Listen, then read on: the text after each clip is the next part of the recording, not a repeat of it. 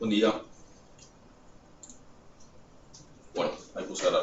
Tuvimos suerte porque a mitad de la clase de estadística 2, que es de 9 a 11, a las 10 de la mañana se me cortó la luz. Así que, y volvió hace 15 minutos, básicamente.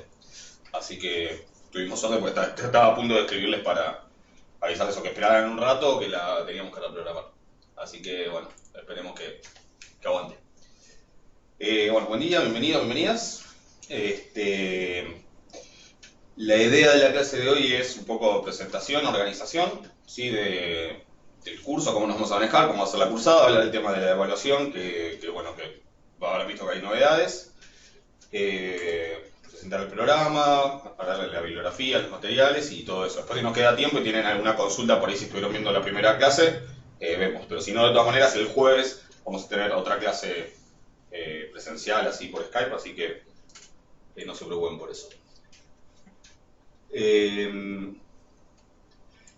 Lo primero, sobre la organización de las clases y eso, hoy subí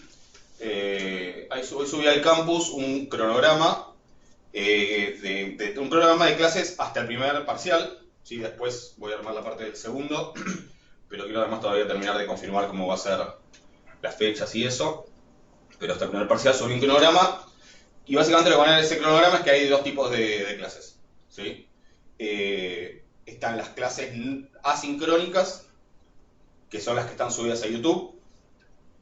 Yo no sé si tuvieron algo en el estadístico, habían tenido algunas dudas. Esas clases son las que están en mi canal, en el vínculo que les pasé. No sé si alguien tuvo algún problema para acceder. Y en las listas de reproducción hay una que se llama estadística actuarial, clases teóricas, o estadística actuarial teóricas, algo por el estilo. Esas que dicen clase 1, clase 2. La clase 1 es un solo video como de 2 horas o por ahí. A partir de la segunda clase los corté en 2 videos, ¿sí? Cerca de 1 hora, un poco más, poco menos. O sea, van a ver que hay clase 2 primera parte segunda, clase 3 primera parte segunda y así. Y esas clases están organizadas para que las vean en el cronograma, figuran para que las vean en días de clase. ¿Sí? O sea, yo pongo, no sé, para el jueves anterior puse, porque un poco les avisé y si no, bueno, ahora ganarán tiempo, puse la clase 1. Para el miércoles, hoy teníamos esta clase de consulta, para el miércoles les puse la clase 2, y así. Vamos a tener esas clases asincrónicas, se tienen que sentar y mirarlas, ¿sí? Y vamos a tener de las clases de consulta por Skype, de consulta y de práctica, ahora vemos bien cuál es la idea con esas clases.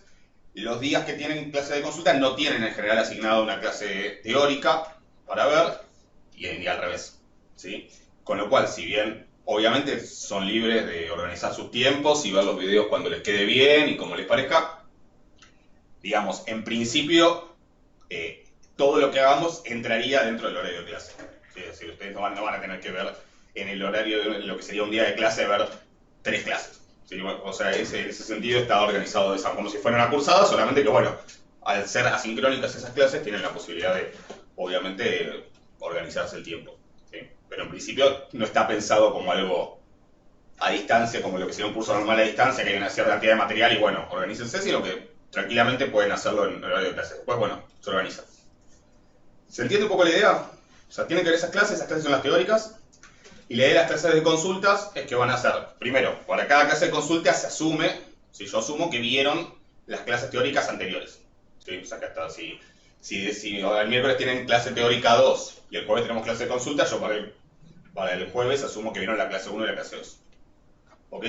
Y la idea de las clases de consultas es que sirve tanto para consultas de las clases teóricas, o sea, de los temas de concepto, de las cosas que no se han vivido en la clase teórica, porque la clase teórica grabada tiene de ventaja, bueno, sí, puedo retroceder, puedo pararlo cuando me canso, me aburro, puedo mirarlo a la hora que quiero, etcétera, pero tiene la desventaja que si algo no entienden no me pueden preguntar. Entonces, esas cosas, obviamente, mi sugerencia es, se sientan a verla con un cuaderno en la mano, tomando apuntes, como si estuvieran en una clase una clase presencial en la facultad. Y bueno, y toman apuntes, si algo no se entiende lo notan y después me lo pueden consultar en las clases de consulta. Mismo, yo les voy a ir diciendo, según las clases, con qué guías pueden ir trabajando, y bueno, y también las consultas que haya sobre los ejercicios. Yo en general, en base a las consultas que hay, es que organizo esas clases de consulta y práctica. Después, si no, por ahí elijo yo el ejercicio, pero la idea es que vengan con dudas y que vengan con preguntas. ¿Ok? Somos varios, así que supongo que siempre va a haber consultas. ¿Hasta ahí alguna duda con cómo lo vamos a manejar? ¿O alguna consulta?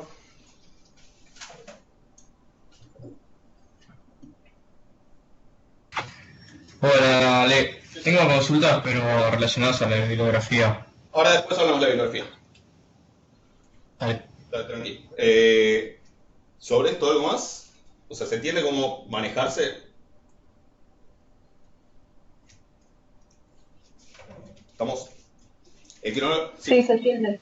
El Entiendo. cronograma está subido en el campus en la parte que dice, el menú es la cursada y cronograma. Sí, ahí está subido el cronograma, lo subí hoy a la mañana. Así que peguen una mirada, pero si tienen alguna duda, pero está ahí. ¿Ok? Aclaración que también la hice hoy. Dos cosas. Una, en las próximas 2 semanas más o menos, esperen la posibilidad de que pueda haber cambios y cosas por el estilo. De hecho, van a ver que la semana que viene no figura ninguna clase de consulta, en parte porque hay un feriado, pero por otro lado porque me estoy mudando. Me estoy mudando, estoy haciendo una mudanza así de a poco, de una cuadra, y bueno, tengo todas las condiciones que eso implica, tengo que mudar esto, tengo que mudar el aula, digamos, también, y ubicarla, o sea que bueno, la semana que viene esperen que esté un poco desaparecido, igual pueden hacer consultas, yo voy a tratar de entrar al campus. Traten de usar el foro académico para hacer consultas, así las ven todos y hasta se pueden contestar entre ustedes. Yo voy a tratar de estar atento, pero bueno, sepan que me estoy mudando y con todas las complicaciones que eso implica, así que estas primeras 2 semanas por ahí van a ser un poco más complicadas. Después ya, cuando esté instalado y todo, va a ser bastante más simple. Y la otra que iba a decir, ahora eso se me fue, y no, la otra que iba a decir es... ¿se me fue? Bueno, ya me voy a acordar. A ver, algo más sobre esto, de las consultas. Bueno, no sé si hay alguna duda más sobre esto, si no pasamos al tema de la evaluación. Me acuerdo que les iba a decir, se los digo. ¿Estamos ok? Bueno, las clases sobre el tema de la evaluación, bueno, les habrá llegado información, supongo, por el centro de estudiantes, sobre hubo cambios en la forma de evaluación, no sé si les llegó la resolución.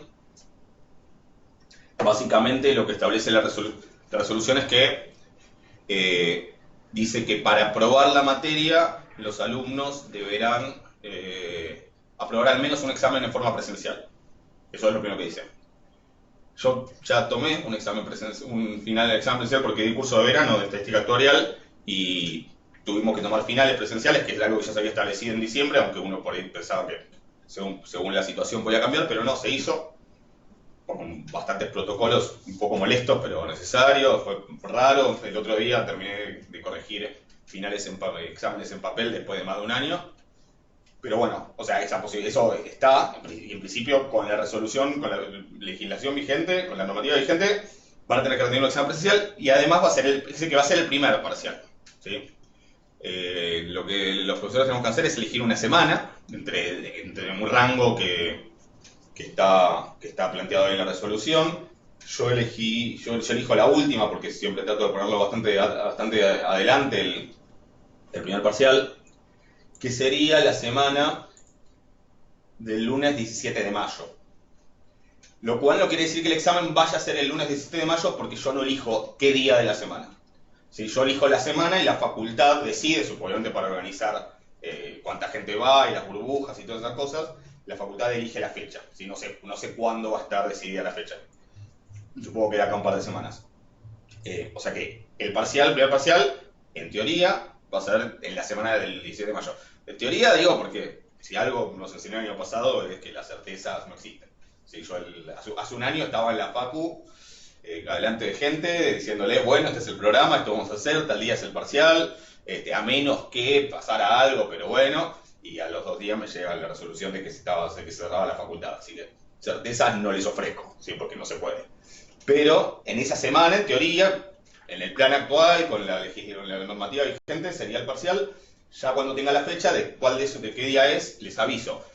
también en teoría va a ser uno de los 3 días de clase que había esa semana, o sea, el 17, el miércoles 19 o el jueves 20, y en teoría en horario de clase. Supongo que también para evitar superposiciones y eso. Eso es lo que sé hasta ahora. De todas maneras, voy a tener una reunión mañana, no, el miércoles, así que después el jueves cualquier novedad les cuento. Ese examen va a ser presencial. Lo otro que dice la resolución, el segundo entonces va a ser virtual, porque no habla de presencialidad ahí en la resolución. Ahora les digo cuál sería la modalidad, seguramente, pero en principio el segundo no sería presencial. Y habla después de recuperatorios presenciales y de finales virtuales. Lo que yo no tenía todo claro, y alguien de Estadística 2 me dijo que es así, pero es si el recuperatorio presencial es solo del primero o también del segundo. Al parecer es, si tenés que dar recuperatorio de que sea, el recuperatorio va a ser presencial. Y es la manera de garantizar que quien termine la materia haya aprobado por lo menos un examen presencial, como dice la resolución. Pero eso es lo que sé hasta ahora. O sea, tendríamos el primer parcial presencial en esa semana, no sé qué día, el segundo parcial no presencial, el recuperatorio del que sea, al parecer presencial, y si tienen que dar final, no presencial. Los exámenes no presenciales, en general, por la cantidad de alumnos que tengo, yo no los tomo con cámara ni nada, sino que es en cierto horario, se sube los enunciados, y ustedes después lo suben al campus a través de un formulario, la resolución fotocopiada, escaneada o fotos. ¿Sí? Después hablaremos de los detalles, pero eso seguramente sea el sistema si tomamos para los exámenes que sean no presenciales. ¿Hasta ahí alguna duda? Supongo que de esto ya les habrán estado hablando en otras materias y tuvieron otras clases.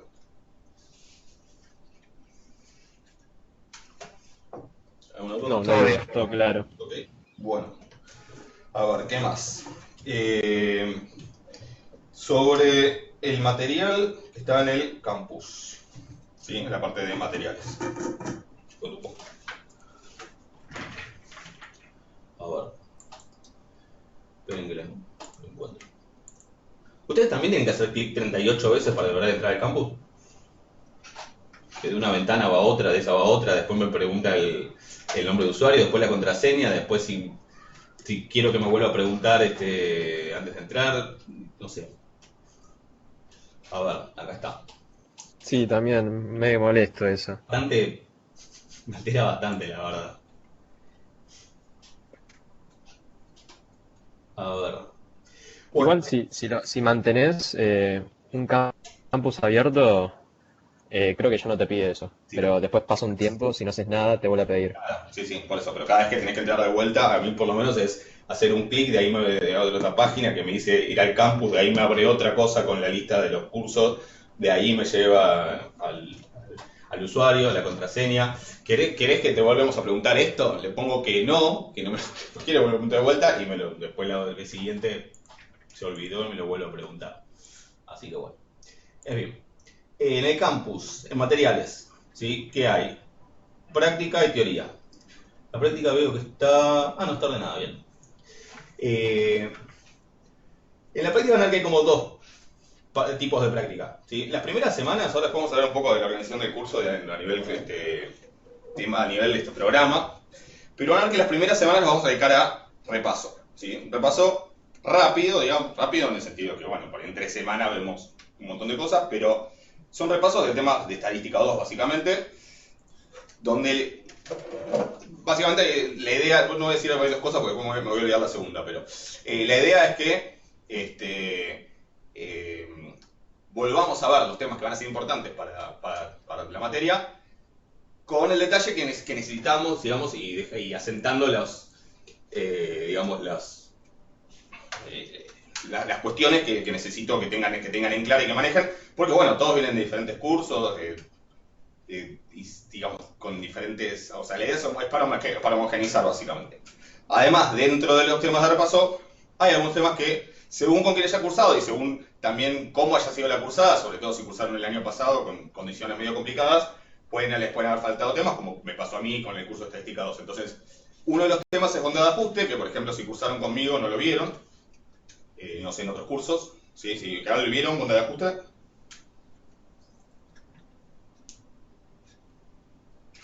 Con Córdoba el segundo cuatrimestre sí. Ah, ok, Con porque Vietri también. cuidé también. Ok, yo no llegué. Y en el primero varios me habían dicho que no habían llegado en otros cursos tampoco, porque es de los últimos temas. Pero bueno, si no lo vieron igual conmigo, yo lo voy a dar como de cero, o sea, rápido, pero de cero, así que no lo asumo. Y el otro tema, que en otros cursos en general no lo dan, pero yo sí, y que lo vamos a hacer también, es importante, es la parte de distribución conjunta y distribución condicional, que quienes cursaron conmigo sí lo vieron, pero quienes cursaron en otros cursos probablemente no sé si a alguien le suena, que es cómo caracterizar la distribución de dos o más variables aleatorias, lo que se llama un vector aleatorio, especialmente en el caso en donde las variables no son independientes. ¿Sí? Porque en el caso de que las variables sean independientes, lo que vamos a ver es, alcanza con conocer la distribución de cada una de las variables por separado, lo que se llaman las distribuciones marginales, y con eso ya estamos, y no hace falta más información. Ahora, cuando no hay independencia de las variables, hace falta más información. Por ejemplo, si yo quiero saber cuál es la probabilidad de que x sea igual a 5 y que y sea igual a 8, no me alcanza. O sea, si yo quiero esto, si x e y son independientes, bueno, saben que escribo bastante feo, así que si no se entiende algo no tengan problema en decírmelo porque no me ofendo, estoy consciente. Supongamos que yo quiero eso. ¿Qué pasa si yo sé que x e y son independientes? ¿Cómo puedo calcular eso? Empecé temprano con la pregunta. Primero, ¿qué significa que dos variables sean independientes? Bueno, que cualquier evento que tenga que ver con x, es decir, que a x le pase tal cosa, y cualquier evento que tenga que ver con y, o sea, que a y le pase tal cosa, son eventos o sucesos independientes. Es decir, el suceso x igual a 5 y el suceso y igual a 8, si x e y son variables aleatorias independientes, por definición, estos sucesos aleatorios son independientes. Una cosa es la independencia de variables y otra cosa es la independencia de sucesos aleatorios. ¿Sí? De sucesos de eventos. Por definición de independencia entre variables, que x e y sean independientes implica que este suceso y este son independientes. Y entonces, o sea, este sería A, este sería B, y eso son independientes. Entonces, ¿cómo puedo calcular esa probabilidad en este caso? Y hacemos la probabilidad de que y sea igual a 5 por la probabilidad de que y sea igual a 8. Exacto, ¿no? O sea, con independencia, esta conjunción, este y se me convierte en un por. ¿Sí? Entonces, fíjense que para calcular la probabilidad de que x sea igual a 5 y que y sea igual a 8 todos simultáneamente, me alcanza con conocer la probabilidad de que x sea 5 y la probabilidad de que y sea igual a 8. ¿Que de dónde sale esa información? Y bueno, de conocer la distribución de x y de conocer la distribución de y. Por eso, en general, siempre que yo tenga que hacer algo que involucre x y y, si son independientes, me alcanza con conocer la distribución de cada uno y ya está. ¿Ok? Si no son independientes, no puedo hacer eso. ¿Sí?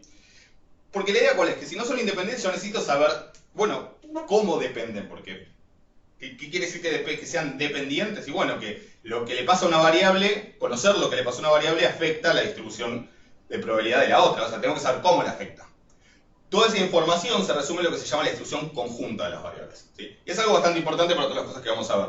En mi curso de estadística 2, este tema yo ya lo di, pero como sé que la mayoría no lo vieron, esto también lo vamos a ver rápido, pero con bastante detalle. ¿Sí? Esto creo que es, no sé si es la clase 2 o 3. No, pero es un poco más adelante, bueno. No importa. Ya lo van a ver. ¿Alguien que no haya cursado conmigo vio esto? Yo lo doy porque después entienden mejor otros temas más adelante, pero... ¿Alguien más lo vio? No, con Miguel Córdoba no lo vimos. Ni siquiera así tangencialmente, digamos, no por ahí como tema específico, pero... Bueno, entonces van a ver que las primeras 9 prácticas en realidad son prácticas, dicen práctica repaso. Práctica repaso 1, práctica repaso 2, hasta la 9, ¿sí? Son todos esos temas que les digo, que incluye banda de ajuste, que es la 9, y distribución conjunta y condicional, que es la 3. De todo esto, obviamente, vamos a tener clases, o sea, está en las clases, todo esto está explicado en las clases teóricas, ¿sí? Las que están en YouTube, y lo vamos a charlar en las clases de consulta que tengamos en el medio, o sea que no es que lo tienen que estudiar por ustedes, por su propia cuenta, pero bueno, ahora les digo también la bibliografía y todo eso. Pero eso serían las primeras prácticas. Y después, a partir de la práctica 1, ¿sí? Figura práctica 1, 2, hasta la 7, que la tengo que cambiar porque está en una versión vieja, Y falta una práctica más que es la práctica 8, que es un tema que no llegué a dar el cuatrimestre pasado, que es modelos lineales generalizados. Todos esos temas, esas prácticas, esas 8 prácticas, las primeras las vamos a ver muy rápido, las otras sí van a tener una dedicación que se van a ver en más clases y más clases de consulta también. Van a ver que por ahí ya más adelante en la materia tenemos clases de consulta más seguido, porque además ya están mudados. Y bueno, y esos son los temas específicos de la materia. Hay un archivo que dice R, ¿sí? Que ahora les cuento que ahora si quieren después hablamos de qué, pero por ahora no. Bueno, después hablamos, me no tocaba hablar de R. Y después, en la parte de material teórico, de material teoría, hay varias cosas, ¿sí? Te digo cuáles son las más importantes. Hay lo principal por ahora es lo que dice apunte estadística 2. ¿Sí? Ese es el apunte, en realidad es una parte del apunte mío de estadística 2, donde se tratan la mayoría de los temas que figuran en las clases de repaso, que es lo que les sugiero que lean, que usen como material para repaso y para seguir las primeras clases, las clases de consulta. ¿Sí? Ahí tienen sobre variables de probabilidad, variables aleatorias de distribución conjunta, función generadora de momentos y función generadora de probabilidad, que es otro tema que tal vez no vieron, función generadora de probabilidad. ¿Sí? ¿Alguien lo vio, además de los que cursaron conmigo? La FGP, que es similar en cierto sentido a la FG, a la función generada de momentos, pero no es lo mismo. Ese es otro de los temas. Bueno, todo eso, después distribuciones en el muestreo, estimadores puntuales, intervalos de confianza, test de hipótesis, hasta ahí todo eso está en ese apunte. ¿Sí? Después, si hay algún tema que no está, pueden preguntar la bibliografía, pero obviamente también tienen las clases para seguir. Si tienen alguna otra bibliografía que usaron en Estadística 2 que les gusta y que les sirve para repasar, obvio que la pueden usar. Yo en particular, en Estadística 2 siempre les recomiendo el libro de Canavos, que se llama Probabilidad Estadística, calculo que lo deben conocer, algunos, algunas. Y dado Estadística, que también lo pueden usar para repaso si les interesa. Sobre la bibliografía y dónde conseguirla, dos cosas. Una, ¿alguien conoce la Library Genesis?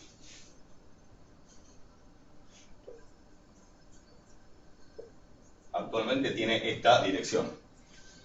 Si va cambiando de dirección seguido, imagínense que por algo será. Acá se consigue un montón de material sobre todo académico y científico, sobre todo en inglés, pero también en castellano y en otros idiomas, y que se descarga gratuitamente. Yo no estoy diciendo ni que yo lo haga, ni que les estoy sugiriendo que lo hagan, solamente les estoy contando que esto existe. ¿Ok? Ahora lo vuelvo, de hecho. Y sepan que existe. La otra cuestión que no les estoy diciendo que hagan, pero les cuento.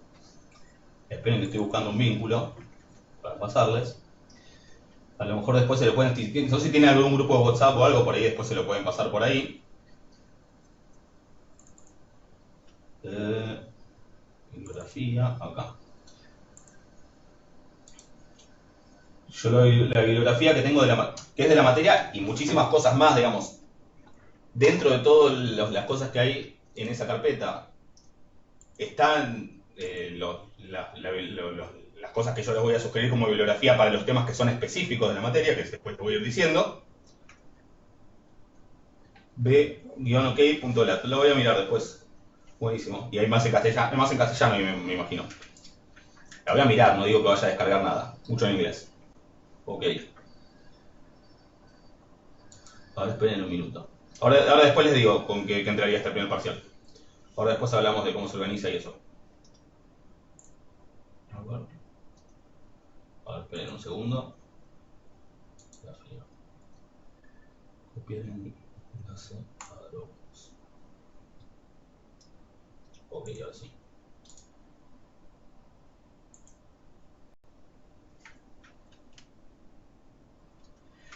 A ver si abre. Bueno, eso que pasé ahí, después por ahí lo pueden compartir si tienen algún grupo de WhatsApp, es un vínculo en mi carpeta de Dropbox donde está donde tengo mucha bibliografía sobre temas de estadística actuarial y de procesos estocásticos.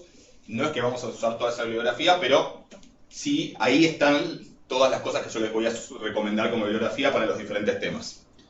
No sé si le llegó, porque me dice la acción no se pudo completar. ¿Llegó el vínculo?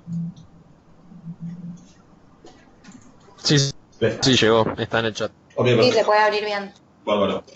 Obviamente no les estoy diciendo que descarguen nada de ahí, no les estoy sugiriendo que descarguen nada de ahí, pero tampoco se los estoy prohibiendo. Les cuento nada más. Ok, bueno, a eso, el tema de cómo conseguir la bibliografía, creo que por ese lado está. Vamos a abordar esto por la duda. Que esto después lo tengo que subir a YouTube. Las clases las grabo, ¿sí? Así como está la lista de reproducción que dice estadística actuarial, clases teóricas.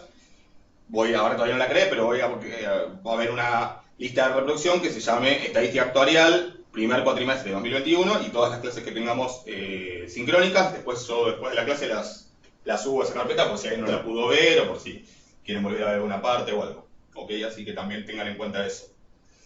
¿Qué más? Después, en el campus también lo que hay es un archivo que dice guía de bibliografía, que no está completo, creo que lo tengo que actualizar, pero de los primeros temas de la materia, les menciona los libros que usamos como bibliografía. Igual después lo voy a actualizar porque me faltan temas. Pero ahí pueden ver y después, igual cuando vamos viendo los temas, me pueden ir preguntando cuál es la bibliografía y lo vamos viendo. Pero ahí tienen una guía de bibliografía que para empezar les va a servir también. Después hay... Voy a estar un minuto acá. Así veo la compu. Después hay algunas cosas que... Una es una tabla de una distribución, que es la distribución de Kolmogorov-Smirnov, que es para un test de bondad de ajuste que vamos a ver. Digo, eso cuando haga falta lo usaremos.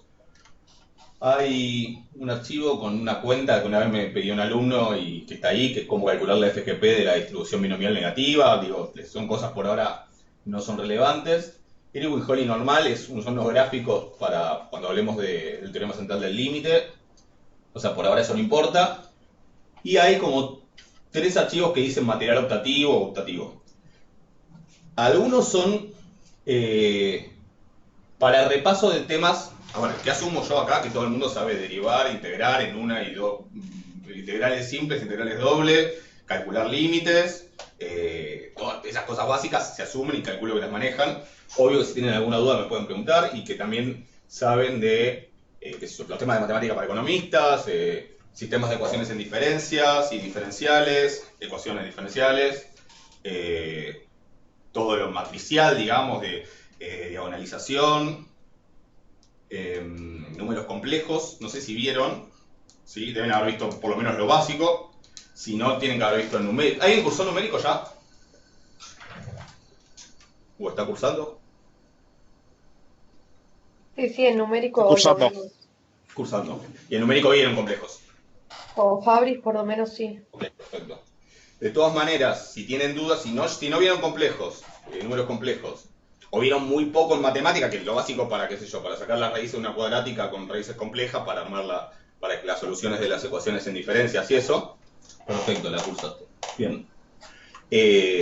Si tienen, si solo vieron lo básico, les sugiero sí que vean ese apunte de números complejos, que es el apunte que yo les daba a mis alumnos de numérico cuando daba numérico. Así que pueden ver ese apunte para formarse. En el otro, es otro apunte que yo usaba en numérico, que tiene un montón de cosas, pero entre ellas hay un capítulo que es un repaso de temas de álgebra lineal, digamos, de espacios vectoriales, qué es base, qué es dimensión, qué es independencia lineal, o sea, todas esas cosas que también los vamos a necesitar. Así que, si tienen dudas con esos temas, pueden usar ese material como repaso, como pueden usar cualquier otro material que hayan usado en matemática. No es que lo tienen que usar sí o sí leer eso, pero están ahí por si les sirve. Todo eso está en materiales en el campus, en la parte de teoría. Son todas cosas que están ahí. O sea, lo urgente ahora que sería el apunte de estadística 2 para los temas de repaso. Las otras cosas, si tienen dudas, pueden verlas, ¿sí? O sea, tanto lo de complejos como el que dice operadores sobre espacios de funciones, que es el que tiene un capítulo sobre temas de álgebra lineal. Pero si quieren usar otra bibliografía que usaron en matemática o en numérico, la pueden usar también de repaso. Y después hay un apunte que dice numerabilidad material optativo, que ese es recontra optativo, ¿sí? O sea, Eh, es una cuestión más técnica y más teórica que en algunas clases seguramente en las primeras clases cuando hable de teoría de la probabilidad la menciono, por ejemplo, cuando, no sé si ya vieron las clases, pero si me escucharon por ahí hablar de los borelianos o cosas por el estilo, primero no se agarren, no se den la cabeza contra la pared, no son cosas que vayan a necesitar saber para poder avanzar en la materia, pero sí son aclaraciones sobre detalles de la teoría de la probabilidad que son bastante refinados, digamos. O sea, la teoría de la probabilidad, para que se den una idea, ya desde el siglo, no sé, XVII se viene estudiando, sobre todo en el marco de los juegos de azar, la cuestión, pero recién a principios del siglo XX se terminó de formalizar matemáticamente, o sea, se terminó de convertir en una teoría matemática donde tenemos definiciones, axiomas, justamente porque está llena de detalles que la complican bastante. Empieza en la cuestión esta de que la probabilidad puntual, que para una variable teórica continua, la probabilidad puntual siempre es cero, o sea, la probabilidad de que valga algo en particular es cero, pero sin embargo después toma un valor. Entonces, todos esos detalles la hacen bastante compleja y se necesitaron desarrollar muchas herramientas matemáticas como la integral de Lebesgue, lo que se llama la teoría de la medida, para poder terminar de formalizarla. Y un concepto que impacta dentro de la clasificación de las variables, ese tipo de cosas, es el concepto de numerabilidad, que se los resumo, pero básicamente tal vez si leyeron algún libro de Paenza o alguno de esos libros de matemática de divulgación, a lo mejor llegaron a hablar de que existen distintos tipos de infinitos, que existen infinitos más infinitos que otros, y que los números reales en algún sentido son más que los números racionales, pero que en algún sentido, digo, porque hay que ponerle sentido, que es justamente el de cardinalidad, en algún sentido hay tantos números racionales como números naturales y como números enteros, que es como contraintuitivo de alguna manera. ¿Todo eso tienen que saberlo? No. Si a alguien le interesa saberlo y quiere profundizar sobre el tema, tienen ese apunte, que es un apunte que escribí yo, sobre el tema, explicado con bastante detalle, que lo pueden leer y si tienen alguna consulta me la pueden hacer tranquilamente. Pero no se preocupen, no tienen, eso sí es completamente optativo y está solamente ahí para el que le interese profundizar en ese detalle, que bueno, si les interesan estas cosas les va a parecer interesante, pero tal vez a otros no. ¿Sí? Así que no, con ese no se preocupen. ¿Hay alguna duda de lo que es materiales? ¿Alguna pregunta?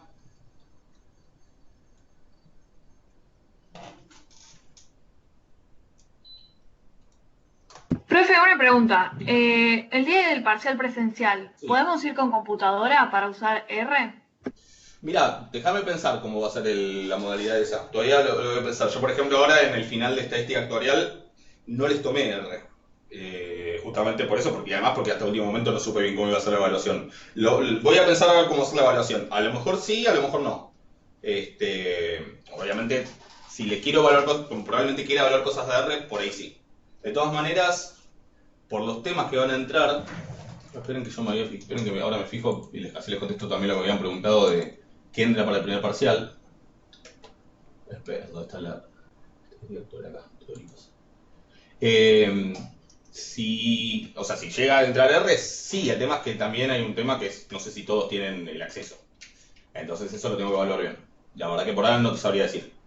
Obviamente si no lo llevan, hay un tema que ahora hablamos de R, pero obviamente tal vez algunos usen R o algunas usen R para hacer cálculos de distribuciones y cosas por el estilo, con lo cual, por las dudas, ténganse una alternativa, que puede ser realmente o tablas, o alguna aplicación en el celular, está creo que es Probability Distributions, que yo no la tengo descargada, pero que muchos la usan, ¿sí? Así que ténganse también como una alternativa para lo que implique cálculos de distribuciones. ¿Ok?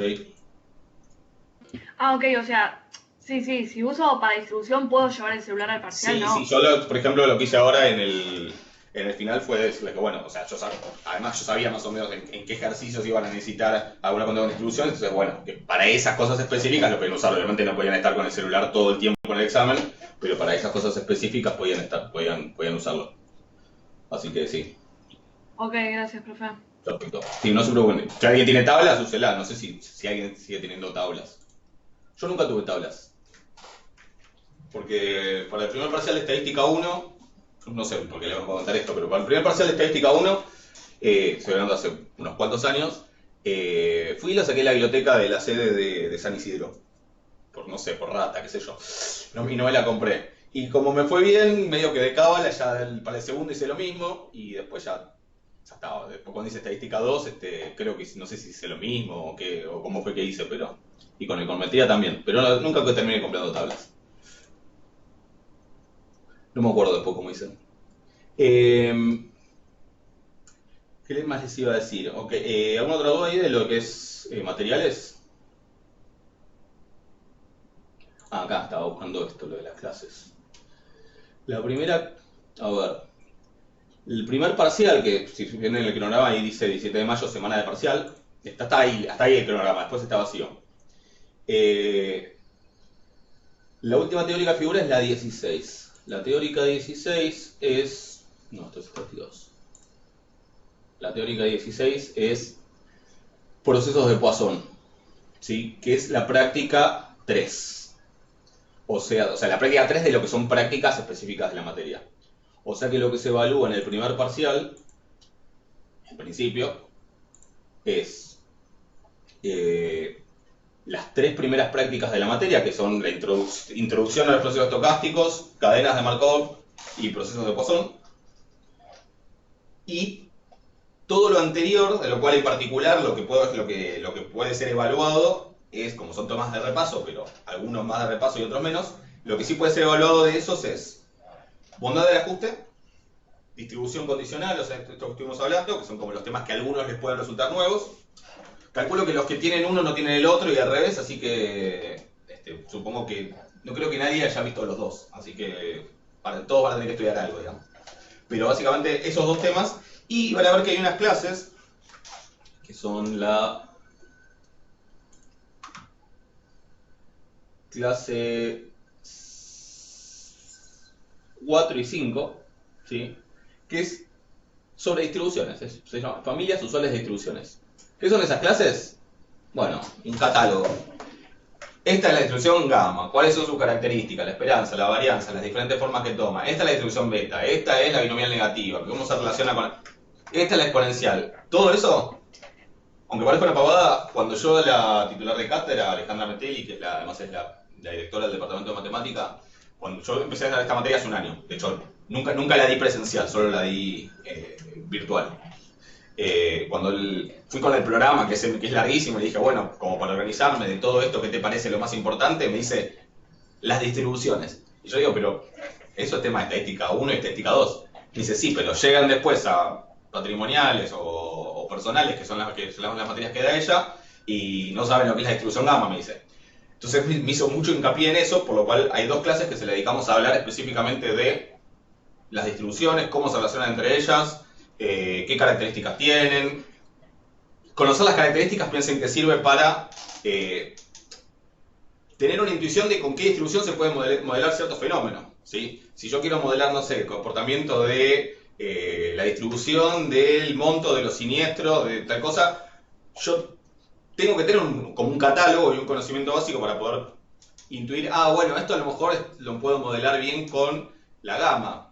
Y alguien me puede decir con la normal, y yo le voy a decir, bueno, con la normal no sé, además hay que ver porque la normal tiene rango de menos infinito a más infinito y el monto del pago por un siniestro nunca va a ser negativo. Entonces todos esos detalles que parecen una pavada, ¿sí? Y no son difíciles, pero es un ejercicio que ustedes tienen que hacer necesariamente porque ustedes se van a dedicar a modelar ciertos fenómenos. Y para poder modelar esos fenómenos tienen que tener ese conocimiento y ese catálogo. Y si bien lo van tomando en forma medio dispersa, bueno, la idea con esas 2 clases es juntarlo y acomodarlo. Obvio que no son todas las distribuciones que existen, son las más básicas, pero eso es importante también que le presten atención y es algo que tranquilamente se puede evaluar y tienen que saber para el parcial. ¿Ok? Así que, temas de repaso, distribuciones, distribución conjunta y condicional y bondad de ajuste, y las 3 primeras materias de lo que es específicamente la materia sean los temas que entran para el primer parcial. Hasta ahí estamos.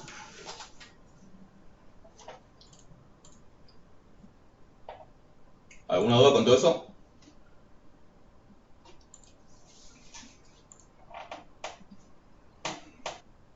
No, todo claro. Ok, perfecto. Bueno, a ver. ¿Qué más les iba a hablar? R, ¿sí? La idea es que se vayan de la materia sabiendo R. Por eso después veré cómo lo evalúo, si lo evalúo, pero la idea ya sí, para esta materia, es que se vayan con un cierto conocimiento básico de R. La idea para R es, además de que hay un archivo que se llama, a ver, ¿cómo se aprende R y cualquier lenguaje de programación o cualquier software de este tipo? Sentándose y usándolo, ¿sí? Por un lado van a ver en el canal de YouTube que hay una lista de reproducción que se llama R, no sé si alguien ya lo estuvo mirando, donde hay unas clases introductorias a R. Esto está en expansión, yo de a poco voy a ir agregando, ¿sí? Alguien, ok, lo estuvieron viendo, bien. No sé, habrán visto, si quien lo vio, habrá visto que, bueno, son clases donde yo voy mostrando cómo les voy enseñando, y bueno, les voy haciendo cosas y les voy mostrando los resultados y explicando cuál es el trasfondo.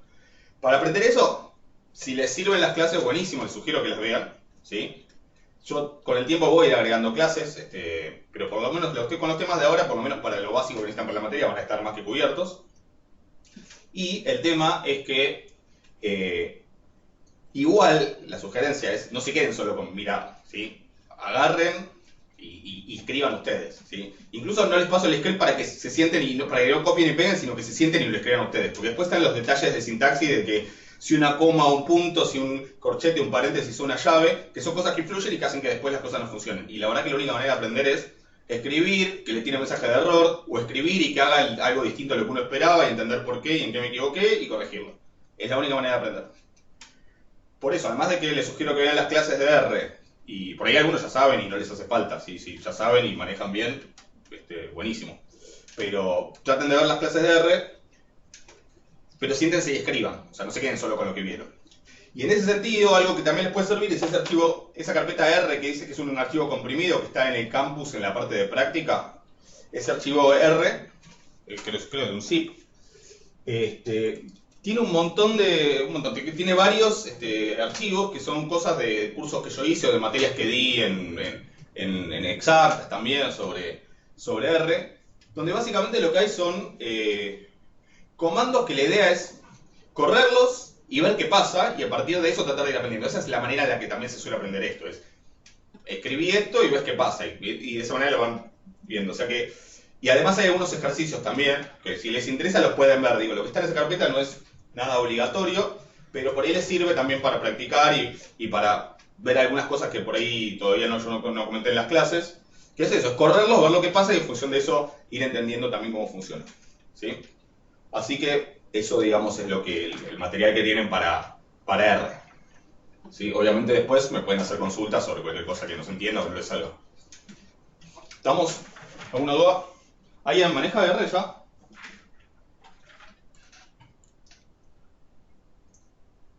No sé todavía. Yo un poco, pero me manejo mejor con Python. Con Python. Yo Python sé prácticamente nada y medio que un poco lo ven como lo postergo porque nada, lo que suele pasar con estas cosas es la interferencia después. O sea, cuando uno usa dos lenguajes, yo en una época me acuerdo que tenía que dar clases, estaba dando una materia que tenía que dar R y en exactas, y en otra materia tenía que dar MATLAB o Octave, que es la versión software libre. Y nada, bueno, desastre, o sea, se me mezcla. Entonces como que Python siempre quiero aprender, pero a su vez es como que sé que lo tengo que hacer como muy separado del R. Pero está bien. El R obviamente está mucho más orientado, tiene muchas más herramientas específicas para estadística, por eso también es que se suele ver en materias de probabilidad y estadística.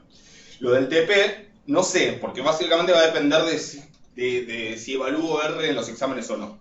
¿Sí? Así que cuando lo tenga un poco más definido les digo, obviamente si hay un TP se lo voy a visitar con tiempo suficiente, no se preocupen, pero si no lo evalúo en los exámenes, va a haber un TP, y si evalúo en los exámenes, no creo, por lo menos por ahora.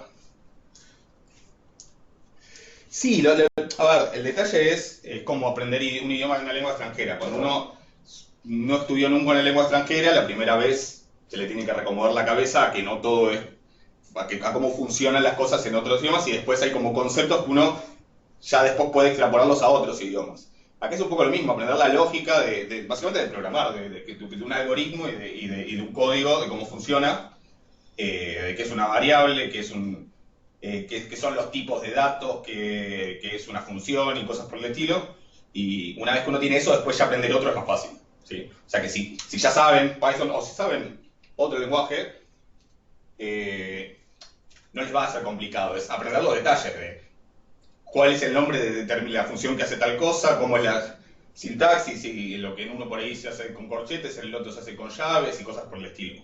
O sea, en ese sentido es donde por un lado uno se mezcla, pero por otro lado obvio que es mucho más fácil cuando ya tienen un lenguaje anterior. Así que sí, eso desde ya.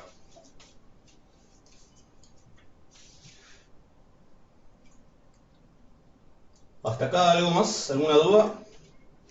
A ver, sales de R, cronograma, evaluación, materiales. Ok. ¿Alguna pregunta? ¿Hasta acá? Si no, pasamos a hablar un poquito del programa de la materia. Otra pregunta. Sí. ¿Las clases prácticas van a ser todas por Skype? Sí. Ok. Las clases estas de Skype van a ser básicamente consultas y práctica, pero básicamente van a surgir más que nada, la práctica va a surgir más que nada de las consultas de ustedes, o sea que obviamente tienen que ir viendo las clases y tienen que ir viendo las guías de ejercicios.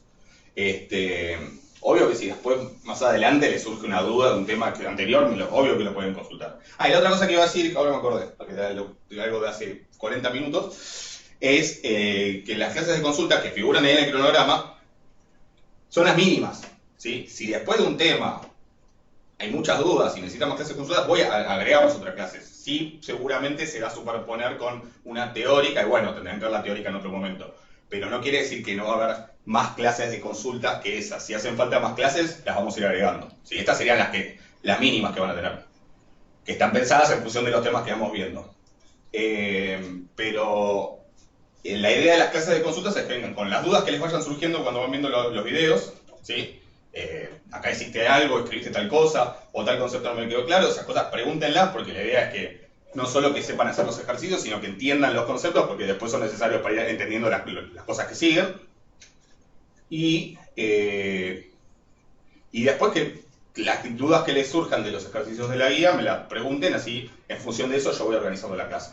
¿Sí? Si después no hay duda, bueno, yo también elegiré un par de ejercicios y ya está, y de última tendremos una clase un poco más corta, pero la idea es que vengan con las consultas. Por eso traten de estar al día con las clases y con las guías. ¿Ok? Ok, perfecto. ¿Y para cada teórica corresponde un archivo de práctica o...? No, yo les voy a ir diciendo, pero si quieren ya podemos ir hablando. Yo les voy a ir diciendo cada semana, pero para que se den una idea, yo les puse como que el jueves pasado tuvieron la teórica 1, si no la vieron, bueno, pónganse a verla, y que el miércoles, o sea, hoy nada porque tenían consultas, y el miércoles la teórica 2. Y los temas de eso corresponden a probabilidades aleatorias, discretas, función generadora de momentos y de probabilidad.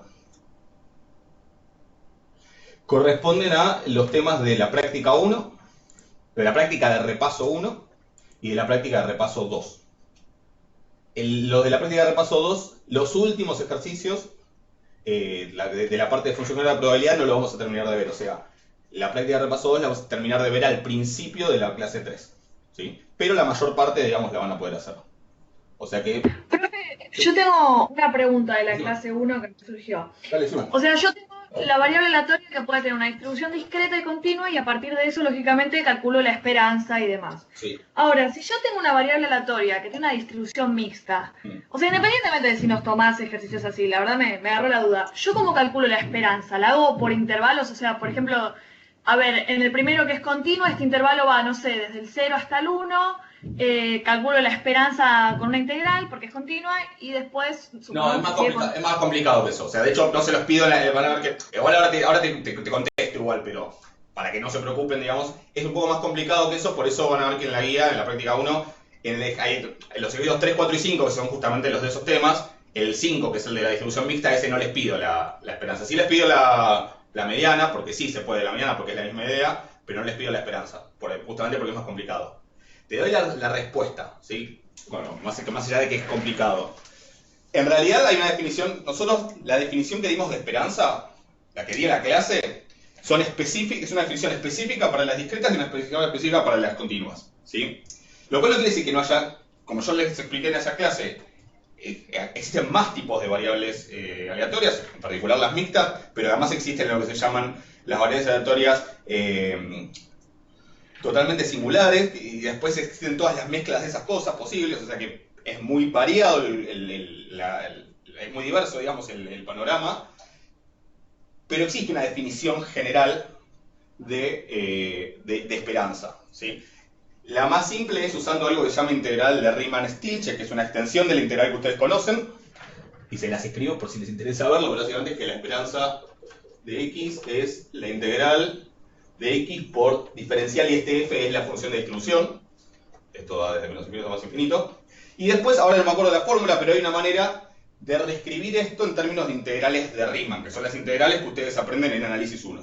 Después, si les interesa, les busco la fórmula, pero básicamente se hace integrando, haciendo cierta integral con la función de distribución, ¿sí? Porque acá, ahí no necesariamente tenés ni densidad ni probabilidad puntual. O sea, hay una forma, no la tienen por qué saberla, yo igual después les busco la fórmula que ahora no me la acuerdo, para que le interese, por si querés probar algo. La otra es usar el hecho de que una variable mixta siempre se puede descomponer como la suma de una variable aleatoria continua y una discreta. Y entonces, como es la suma, vos podés hacer la esperanza de la suma, que la suma de las esperanzas, y ahí sí podés hacer la esperanza de cada una, usando en el caso de continua la definición específica que usa la función de densidad, o sea, continua me refiero a absolutamente continua, o sea, con densidad, y en el caso de la discreta, usando la definición específica de esperanza que usa la función de probabilidad puntual, ¿sí? Pero fíjate eso, que las definiciones que yo di fueron específicas para cada tipo de variable, y para las mixtas no di ninguna definición. Por eso es que después tampoco lo pregunto, ¿sí? Igual después busco la fórmula para que la tengan. ¿Se entiende? Bueno, sí. Sí, yo solo vi la 1 y creo que en la 1 no está lo de esperanza, pero está bien, me voy a fijar. Creo que está en la que sigue. Creo que está en la que sigue. Claro, por eso. Y, perdón, profe, aprovecho para preguntarte, Sí. así puedo hacer la guía 1, terminarla antes de ver la clase 2. ¿Cómo es el concepto de mediana para la mixta? ¿Cómo lo pienso? En cualquiera, la mediana es el valor donde se acumula el 50%. O sea, si vos tenés Ahí contestó otra cosa que me preguntaron. Vayan pensando lo que importante. Acá está el 1, acá está el 0,5. Básicamente, el valor en el que alcanza el 0,5, esa es la mediana. Este valor acá es la mediana. O sea, que tenés como que encontrar dónde va a igualar a 0,5 y despejar. Si la distribución es mixta, ponele, lo que te va a pasar es que obviamente que esto va a tener en algún lugar, va a tener saltos. O sea, va a ser un creciente y de repente acá tiene un salto. Bueno, de todas maneras, esta es la mediana, ¿sí? Si te llegara a pasar que el salto es así, que el salto pasa de menos de 0,5 a más de 0,5, bueno, la mediana está también en ese lugar donde se pega ese salto. Y si te pasa, que pasa a veces que tenés justo en 0,5 toda una zona donde la función vale 0,5, bueno, todos estos valores, todo este intervalo se llama intervalo mediano, todos esos valores se consideran medianas de la distribución. ¿Okay? Pero en principio es la misma lógica. Siempre es más fácil pensarlo en base a la función de distribución. Por eso les insisto tanto con la función de distribución, que es algo que uno tiende a olvidarse que existe, porque si bien es más complicado en general trabajar con la función de distribución, o sea, para calcular una esperanza, una varianza, normalmente usan la densidad o la probabilidad puntual, para calcular probabilidades también, pero si bien en general es más complicado, es más general. Mientras que no todas las variables tienen una densidad o una probabilidad puntual, todas las variables del tipo que sean, del más raro que sean, tienen una función de distribución. ¿Sí? Como lo fundamental es la función de distribución y lo otro son como casos particulares. Y por eso muchas cosas es más fácil pensarlas a veces con la función de distribución. Otras no. Pero tengan presente el concepto de función de distribución porque lo vamos a mencionar bastante. ¿Estamos con eso? ¿Se entendió? Sí, profe, se entendió. Acá me hace una pregunta que me viene bien para aclarar algo que siempre en algún momento termino aclarando, que es, me dice, la esperanza de una suma es la suma de las esperanzas porque son independientes. ¿Están de acuerdo? Y la varianza de una suma es la suma de las varianzas porque son independientes. ¿Comentarios sobre eso? Profe, ¿afecta que sean disjuntos o eso no tiene nada que ver? Solo afecta en la probabilidad. ¿Disjuntos? Claro, porque por lo de Markov, o sea que aclara que la probabilidad de dos sucesos que son disjuntos se pueden sumar. No tiene nada que ver con la esperanza, ¿o sí? Dos sucesos, o sea, acá estamos hablando de variables, ¿sí? O sea, traten de hacer la distinción entre variable y suceso, ¿sí? Préstenle, digo, lo menciono ahora para que cuando vean las clases le presten atención a esa distinción. Los que son disjuntos son los sucesos aleatorios, que básicamente aparecen cuando tengas que calcular una probabilidad. ¿En qué te afecta que los sucesos son disjuntos? Bueno, que por ejemplo, si vos querés calcular la probabilidad de A o B, o de A unión B también podría ser, si son disjuntos, esta probabilidad es igual a ¿qué? A P de A más P de B. Exacto, ahí es cuando se suman, ¿sí? Pero son los sucesos. Después, vos nunca escribís cosas de la forma probabilidad de X más Y, con X más Y variables aleatorias. ¿Se entiende? Porque lo que metes adentro de la probabilidad es siempre un suceso aleatorio. ¿Se entiende? Sí, sí, ahí está. Perfecto, ok. ¿Qué me dicen sobre esto? ¿Alguien tiene algún comentario para hacer sobre la independencia en términos de esto?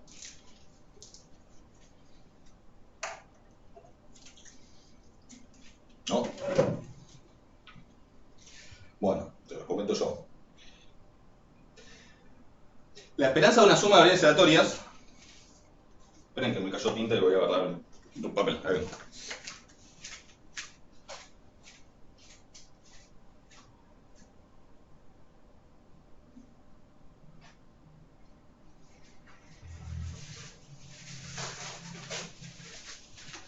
Bueno, acá estoy. La esperanza de una suma de variables aleatorias es la suma de las esperanzas siempre.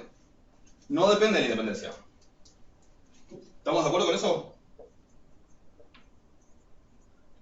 Es una propiedad de dos o más variables aleatorias cualquiera. ¿Sí? La esperanza de una suma es la suma de las esperanzas. ¿Estamos de acuerdo con eso? Siempre. De hecho, ustedes seguramente eso se lo dijeron en una de las primeras clases de estadística 1, pero nunca se los probaron, porque para probarlo en realidad se necesita el concepto de distribución conjunta.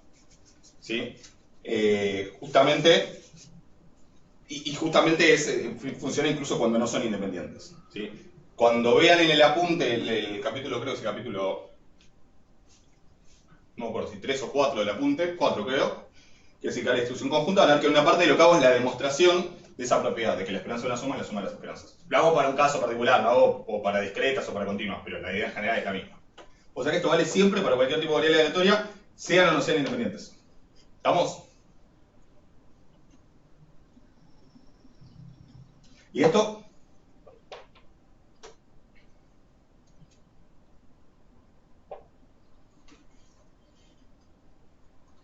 Y a eso le falta, ¿no? Eso le falta. ¿Sí? Esto no es cierto siempre. Si son independientes, vale. Si son independientes, vale. Después cuando hablemos de vuelta de distribución conjunta, y en particular de la covarianza, vamos a ver que, exacto, la fórmula si son independientes vale esto. En general la fórmula que vale exactamente es que la varianza de x más y es la varianza de x más la varianza de y más 2 veces la covarianza de x e y. ¿Sí? Seguramente en algún momento tienen que haber mencionado la covarianza en estadística 2, quédense tranquilos que igual cuando veamos, si no se acuerdan bien qué, que cuando veamos distribución conjunta lo vamos a volver a definir con bastante detalle, ver qué representa y eso. Pero, entonces, ¿cuál es la condición para que esto se cumpla? La condición general, porque digo, si son independientes, vale, porque de hecho, vamos a ver que si son independientes la covarianza sí o sí es 0. Pero eso no es, o sea que esto se va. Pero eso no pasa siempre. ¿Sí? La covarianza puede ser 0 sin que las variables sean independientes. Entonces, para que la varianza de la suma sea la suma de las varianzas, ¿qué es lo que tiene que pasar? Como condición así, con necesario y suficiente. Mirando esto. Para que me dé esto, ¿qué tiene que pasar? ¿Que la covarianza de x y sea 0? Exactamente. Sí, o sea, la manera de que valga esta propiedad es que la covarianza es 0. O sea, si solo si la covarianza es 0, la varianza de la suma es la suma de las varianzas. ¿Se entiende? ¿Y hay una forma de darme cuenta de eso antes? ¿O lo tengo que calcular y que me dé 0? O es un dato o hay que calcular la covarianza. Sí. Si son independientes, ya está, ya sabés que la covarianza es 0. Pero si no son independientes o si no lo sabes, no un test. O sea, uno debería conocer se supone que conozco la distribución conjunta y en función de la distribución conjunta ya vamos a ver después en su momento cómo se hace la cuenta para calcular la covarianza entre las variables. Si la covarianza te da 0, esto vale. Si la covarianza te da 0,01, no vale, y bueno, simplemente le agregas este término. ¿Se entiende? Cuando aparece 0, en general lo que se dice es que las variables son incorrelacionadas, que no están correlacionadas. Entonces, esa sería la condición. ¿Sí? Obvio que después en algún contexto más estadístico puede pasar que uno no sepa y quiera hacer este supuesto, entonces testea a ver si es razonable suponer o no que están incorrelacionadas. También podría hacer eso, pero en general digo como cuenta, se supone que tengo la información para hacer este cálculo y si me da 0, se da 0 y si no da 0, no da 0. ¿Estamos de acuerdo? Pero acuérdense que esto vale siempre. ¿Sí? De hecho, no pongan por independencia, porque no afecta que sean independientes, pero no es porque son independientes, es una propiedad general de la esperanza. ¿Estamos? Eso es una confusión bastante común. Sí, pero por eso, pero bueno, como después cuando se presenten a hacer ejercicios van a ver los contextos en los que estos problemas surgen y cómo se resuelven. Pero bueno, digo, en general uno hace la cuenta. Si lo sabés de antemano si lo dice el enunciado, básicamente. Sí, si no, bueno, hay que ver.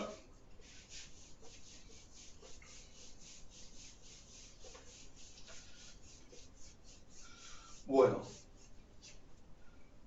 ¿Alguna otra duda así? Si no pasamos, si no, les hablo un poquito del programa, pero ya que salió esto, pregúntenme si tienen alguna otra duda, me dicen.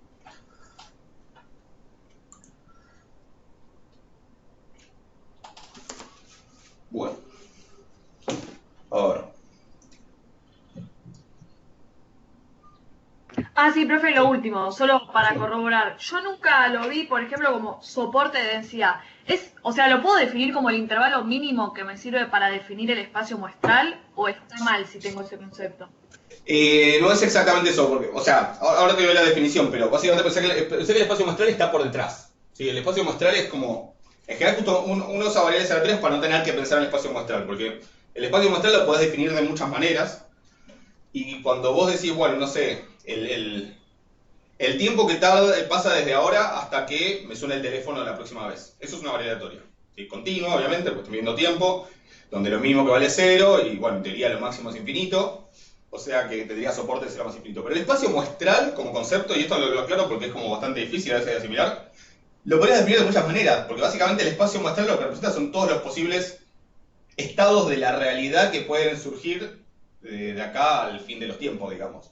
Entonces, como una cosa inmanejable de alguna manera. Con el concepto de variable aleatoria, que justamente, ¿qué hace?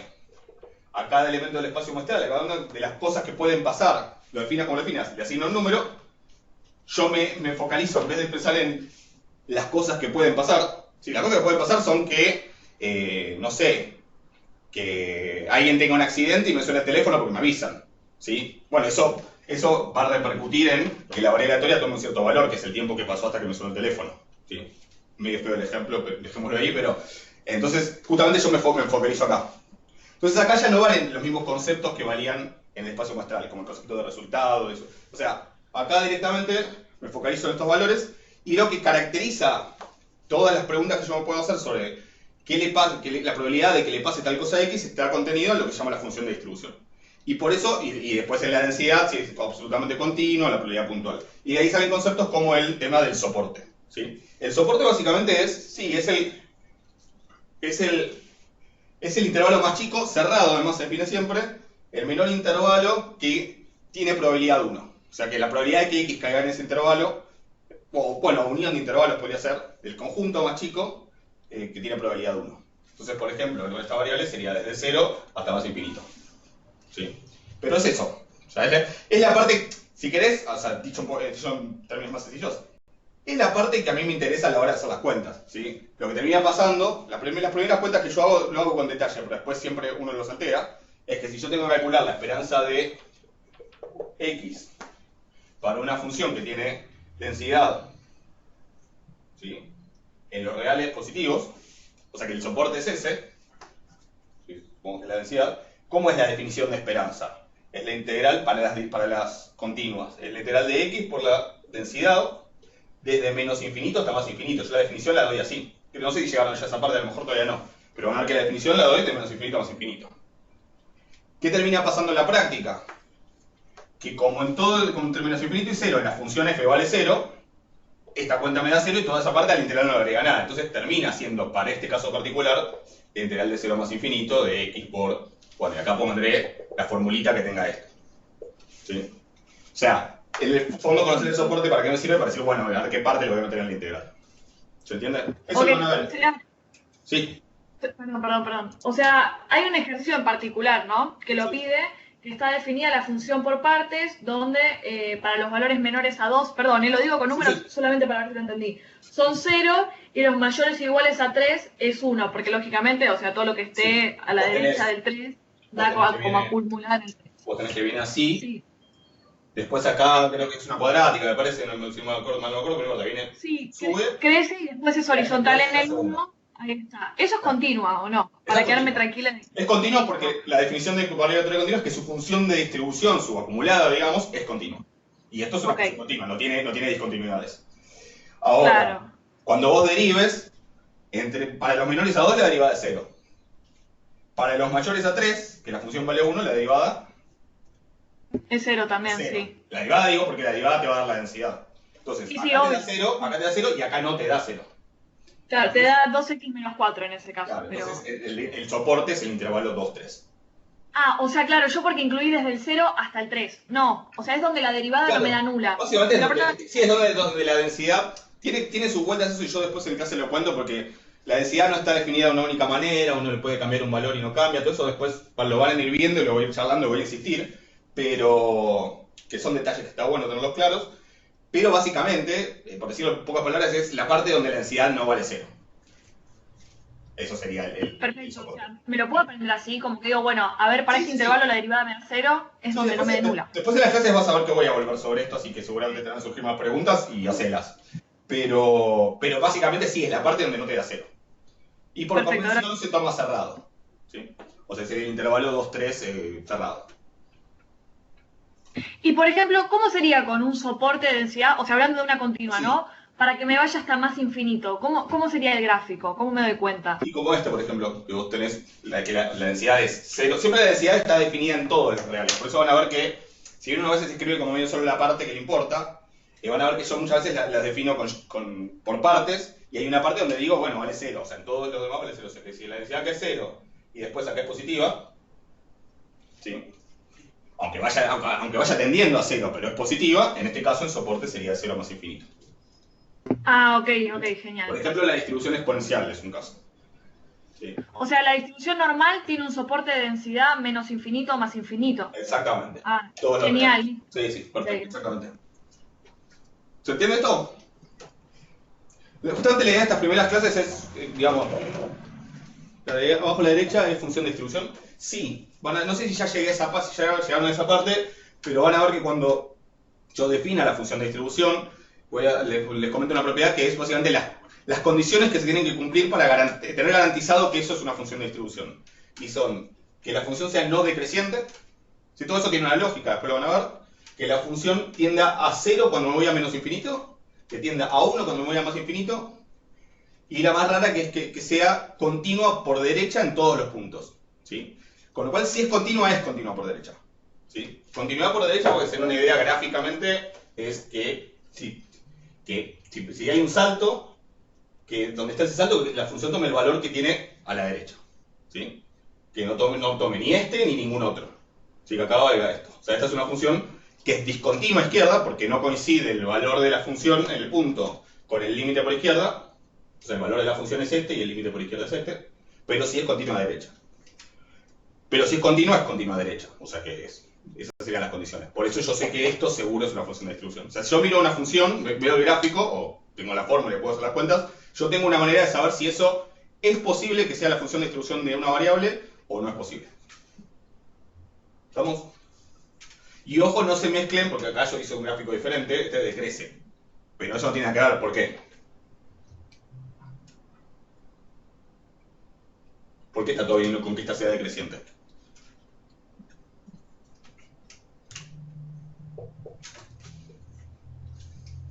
¿Puedes repetir la pregunta, profe? Sí, ¿por qué acá yo hice una decreciente si recién dije algo de crecimiento? Claro, lo que dicen ahí, esta es una función de densidad, o sea que acá es nada que ver, ¿eh? O sea, eso que digo tiene que ver con las funciones de distribución, que son las acumuladas, las que me dan la probabilidad de que X sea menor o igual a algo.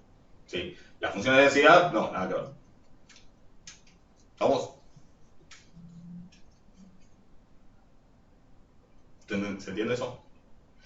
La idea de estas primeras clases es justamente que les sirvan para ver que yo hablo estos detalles en clase, porque en general, bueno, depende de qué curso vengan, yo para que me entiendan a mí, digo, no estoy diciendo ni que sean buenos ni malos, de hecho hay cursos excelentes, no voy a dar nombres, pero hay cursos excelentes de estadística. Pero bueno, cada uno tiene su manera de explicar las cosas o se enfoca en ciertos detalles y bueno, como para que tengan una idea de ciertas cosas que después hagan que me entiendan lo que digo. ¿Vale? Así que por eso es que les hablo todos estos detalles, pero como para que todos tengamos una base común sobre la que podamos ir después construyendo. ¿Sí? Así que traten de ir sacando las dudas que les surjan, pregúntenlas. ¿Estamos?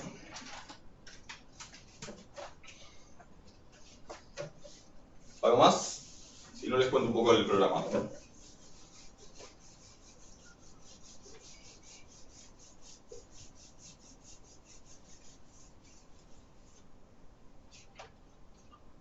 Bueno, sobre el programa de la materia, que vamos a ver y bueno, cómo lo vamos a organizar. Primero ya les dije, las primeras semanas vamos a hacer un repaso. Repaso y no repaso, digamos, es decir que hay temas que por ahí van a ser nuevos, la mayoría van a ser temas vistos, tal vez los detalles pueden ser nuevos, ¿sí? Algunos detalles, algunas cosas, pero en sí son temas de repaso. Los temas de repaso, bueno, ya les dije, están ahí, no los voy a escribir todos, pero básicamente son los que figuran los títulos ahí, ¿sí? Son probabilidad, variables aleatorias, función generadora de momento y función generadora de probabilidad, que tal vez no la vieron, pero lo vamos a ver, distribución conjunta, condicional, covarianza, correlación, teorema central del límite, bueno, las distribuciones comunes en el muestreo, algunos conceptos de qué es la distribución asintótica, qué es lo que se llama convergencia en distribución, convergencia en probabilidad, la ley de los grandes números, esas cosas, si alguna de esas no las vieron, igual las vamos a ver. Estimadores puntuales, muy por encima, lo único que nos interesa ahí es medio repasar el método de máxima verosimilitud. Un poquito de intervalos, un poco de test de hipótesis, eso va a ser más o menos rápido. Modelo lineal, un repaso también. O para los que no lo vieron, un no repaso. ¿Qué más? Y bueno, y bondad de ajuste. ¿Sí? Esos serían los temas de repaso. Una vez que pasemos eso, van a ser unas 3 semanas más o menos, calculo, un poco más. Porque además, bueno, le vienen todos los feriados y eso. Vamos a empezar con los temas de la materia, ¿sí? La materia, ¿alguien sabe sobre qué trata la materia? ¿Cuál es por ejemplo, si me dicen estadística 1, ¿sobre qué es? Y es sobre es una introducción a la teoría de la probabilidad y algunas cosas de estadística. Estadística 2 es una materia fundamentalmente sobre inferencia estadística, ¿sí? Test de hipótesis, intervalos de confianza, estimación puntual, ¿sí? Es sobre inferencia estadística. ¿Saben sobre qué trata estadística vectorial? ¿Cuál es el concepto fundamental? Más allá de que algún tema sobre el final de la materia, como los modelos lineales organizados por ahí se salen de esto, pero lo fundamental, ¿sí? Así como en estadística 2, por ahí la base es el concepto de variable aleatoria y su distribución, nuestro concepto fundamental acá es el de proceso estocástico. ¿Alguien oyó mencionar el término alguna vez?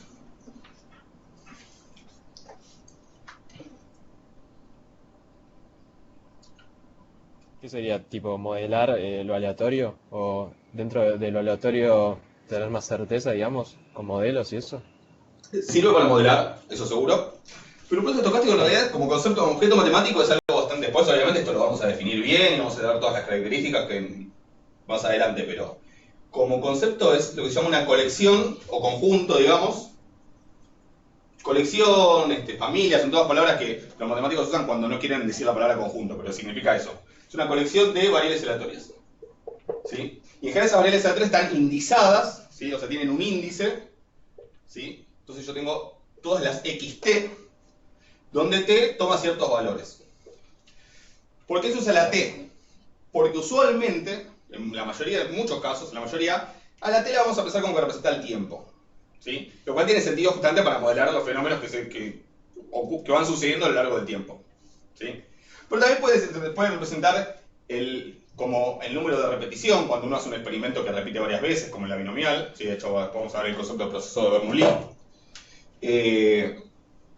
También puede representar, en realidad, no algo unidimensional, sino que la T podría ser, o sea, este conjunto podría ser el plano, ¿sí? Y entonces tenemos como para cada punto del plano una variable aleatoria que podría representar, por ejemplo, la temperatura. O bueno, no, qué sé yo. O podría ser el espacio también. Bueno, no importa, podría representar algo que pasa distribuido en el espacio, y en ese caso a veces se llaman procesos espaciales, ¿sí? Pero son un tipo de proceso estocástico porque son un montón de variables aleatorias, ¿sí? Por ahí parece muy genérico al principio. Creo que cuando uno lo piensa como que la T representa el tiempo, empieza a tener un poco más de sentido, como a lo largo del tiempo tengo para cada momento del tiempo una variable aleatoria, es decir, en t igual a 0 tengo la variable x0, en t igual 2,5 tengo la variable x2,5, si es que el tiempo se mueve en un conjunto continuo, ¿sí? Y eso va a representar el valor de algo a lo largo del tiempo. ¿Sí? Entonces me sirve para modelar fenómenos donde, bueno, hay un valor que fluctúa aleatoriamente a lo largo del tiempo. ¿Estamos de acuerdo? Esto se puede dar en varias combinaciones, ¿sí? Las más comunes, de las cuales vamos a ver 3 básicamente, es que esta T, este conjunto de índices posibles, que es donde se mueve la variable tiempo, digamos, aunque insisto que en algunos casos puede no significar tiempo, pero ya, por ahora lo vamos a pensar como tiempo para que sea más simple. Esa variable que representa el tiempo puede ser, ese conjunto T puede ser discreto, es decir, puede ser, esto no es una variable aleatoria, esto es un conjunto de valores que puede tomar T, que considero para T. Puede ser discreto como los números naturales o los números enteros, por ejemplo. Sí, en esos casos a veces en vez de T se le pone una K o una N, pero no necesariamente. O puede ser continuo. Sí, en general cuando es continuo suele ser o todos los reales, o el conjunto de 0 más infinito, o algún intervalo. A un intervalo acotado, ¿sí? Son los casos que se suelen dar. Pero a su vez, las xt, que son, esas sí son variables aleatorias, y como variables aleatorias que cada una tiene una función de distribución, y en particular es un tipo de variable, ¿sí? O sea que estas xt también pueden ser discretas o continuas. O mixtas, o lo que sea, obvio, pero digo, como para ir a los casos más simples, ¿sí? Y se pueden dar las diferentes combinaciones, ¿sí? Por ejemplo, si yo represento no sé, tiro un dado, ¿sí? Después, o sea, los ejemplos del principio pueden ser medio sin sentido, pero no importa. Si yo tiro un dado y le llamo xk, o xt si quieren, es lo mismo, el nombre que le ponga al índice no importa, es un índice. Le llamo xk al valor, yo tiro un dado repetidas veces, ¿sí? Incluso lo puedo pensar como que lo hago infinitas veces, y le llamo xk al valor que toma el dado en la tirada número k, ¿sí? En ese caso, el conjunto de índices, ¿cómo es? Si tiro infinitas veces el dado. ¿Qué valores tomaría? Infinitos valores. Infinitos, pero Es continuo. ¿cuáles? ¿De 0 más infinito? Sí. ¿De algún intervalo? ¿Qué significaría el k igual a 3,7? La vez. Ah, bueno, no, claro. Claro, no sería la vez 3,7 que tiro. O sea que en realidad sería, por ejemplo, podrían ser los naturales k. ¿Sí? O sea, 1, 2, 3, 4 hasta infinito. ¿Sí? Claro, enteros. ¿Sí? No. 1 a 6, ¿qué sería? Los resultados posibles de cada tirada. Claro. xk en ese caso, cada una de las xk va a ser una variable aleatoria. Y en particular va a ser una variable aleatoria de tipo discreto. ¿Por qué? Justamente porque solo puede tomar los valores 1 a 6. ¿Sí? Que son los resultados del dado. ¿Sí? Entonces, en realidad ese 1 a 6, o sea, 1, 2, 3, 4, 5, 6, es el rango de las variables xk. ¿Sí? El rango porque son variables discretas. ¿Sí? Y k toma valores naturales. ¿Sí? ¿Sabéis que esto, yo sé que al principio es confuso, vamos a hacer mucha práctica, muchos ejemplos para después, más adelante, después cuando empecemos con este tema, para ir marcando además a las cosas que hay que prestar atención porque es muy fácil confundirse. ¿Sí? Vamos a hablar del concepto de trayectoria, que también está bueno incorporarlo y otras cosas, pero o sea, no se preocupen, esto después vamos a ir despacio. ¿Sí? Ahí es donde el curso va a empezar a tomar un ritmo un poco más, no tranquilo, porque son muchas cosas, pero donde vamos a ir en detalle. Entonces este tendría discreto, discreto, y las variables de tipo discreto, que son dos. Una cosa es un conjunto discreto o continuo, y otra cosa es que la variable aleatoria sea tipo discreta o continua. ¿sí? Ahí tendríamos esa combinación discreta-discreta, ¿sí? Se dice en ese caso que el proceso es discreto en el dominio de las variables, en el sentido de que las variables x son discretas, y discreto en el dominio del tiempo. Se suele usar ese tipo de... O que es un proceso en tiempo discreto también, ¿sí? Que es cuando, bueno, tengo un momento, otro momento, otro momento, otro momento, ¿sí? Si yo tuviera xt y xt fuera, supongamos que t representa tiempo, ¿sí? Fijo un t igual a 0 en algún momento, y xt es temperatura ambiente en el momento t. ¿Sí? Supongamos que t se mide en segundos, a contar desde las 12 del mediodía, o en minutos, a contar desde las 12 del mediodía.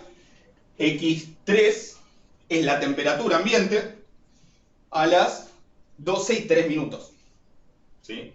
Pero ahí tiene sentido hablar de x3,5, que sería la temperatura, ¿cuándo? A las 12 y 3 minutos y medio, es decir, 3 minutos y 30 segundos. ¿Se entiende? Lo que representarían cada una de estas variables, insisto, son un conjunto, en este caso infinito, y casi siempre es infinito, de variables aleatorias. ¿Se entiende?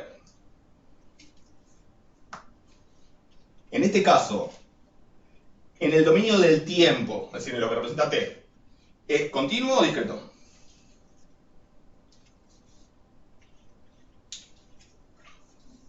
Continuos, ¿o no? Lo están midiendo como continuamente en el tiempo, por eso tiene sentido hablar de 3,5. Y exacto, es continuo, es decir, es continuo en el dominio del tiempo, porque estoy midiendo continuamente la temperatura. Es decir, uno podría incluso, cuando el suceso, el proceso ocurre y se realiza, uno podría agarrar y medir la temperatura y ponerla en un gráfico así, en forma continua. ¿Sí? Que eso sería lo que se llama una posible trayectoria del proceso. Ahora, los valores que toma x al ser temperatura también, como dicen ahí, son continuos. Es decir, es continuo en el dominio del tiempo, continuo en el dominio de las variables. ¿Se entiende? ¿Sí?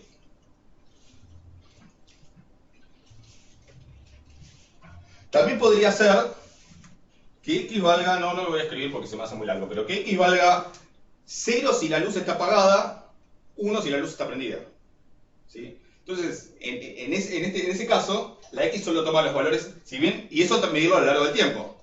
El tiempo es continuo, yo lo estoy midiendo a lo largo del tiempo, pero en cada momento la variable x solo puede tomar los valores 0 o 1, o sea que es discreta.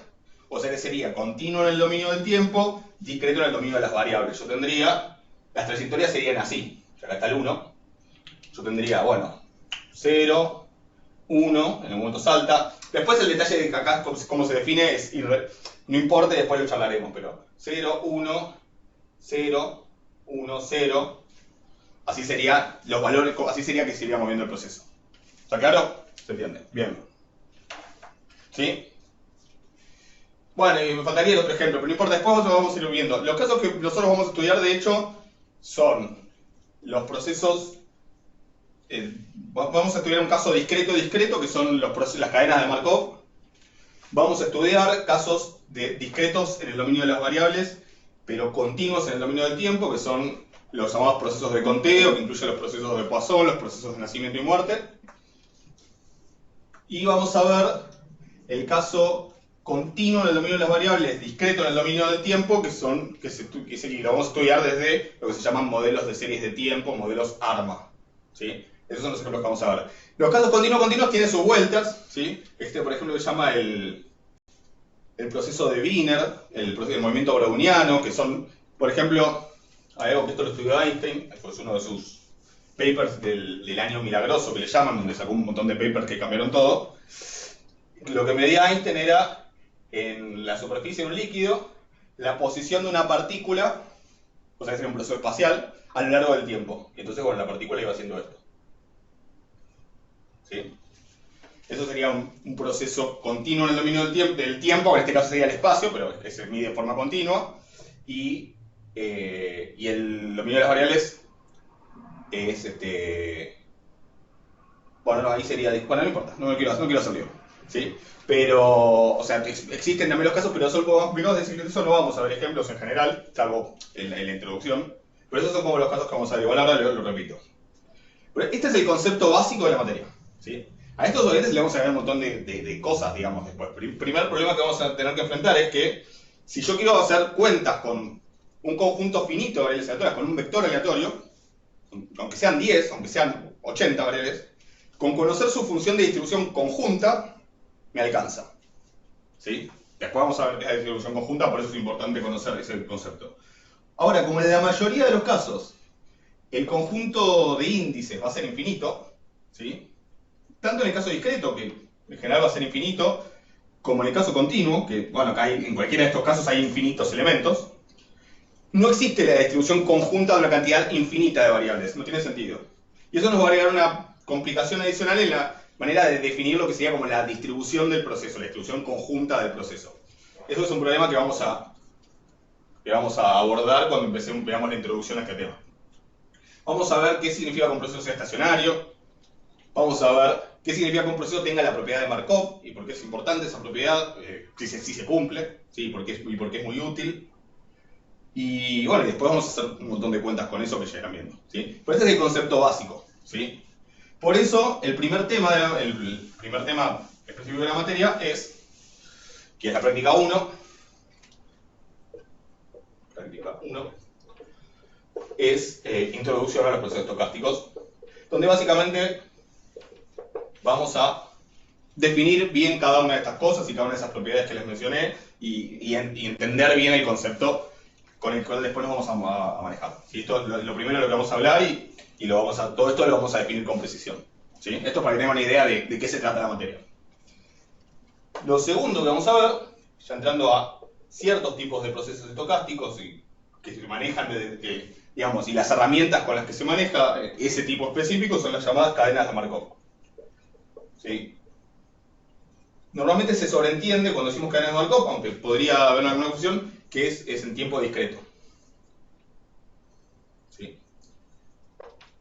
Pero, por las dos lo aclaro. Que son básicamente las que ustedes probablemente vieron en matemática para economistas. ¿Alguien no vio esto nunca?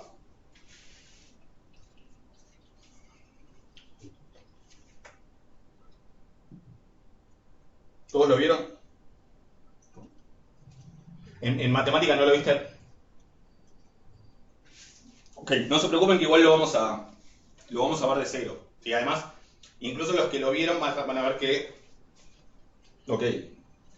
Incluso quienes... son varios, ok.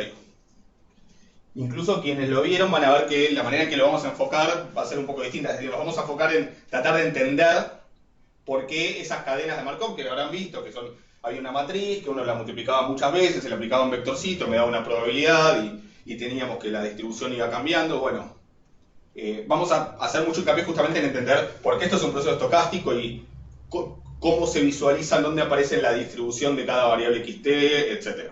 ¿Sí? O sea, lo vamos a ver de cero y con un enfoque bien específico de procesos estocásticos. En matemática lo veían más como una aplicación de lo que era toda la parte de diagonalización y creo que algunos de los otros temas que ven ahí en matemática. En la práctica 3, lo que vamos a hablar es de un tipo muy específico y muy importante de procesos, de procesos de Markov en tiempo continuo, que son lo que se llaman los procesos de Poisson. ¿Sí? Que básicamente tiene algo que ver con la distribución de Poisson, sí, tiene todo que ver con la distribución de Poisson, pero es encarado de otra manera.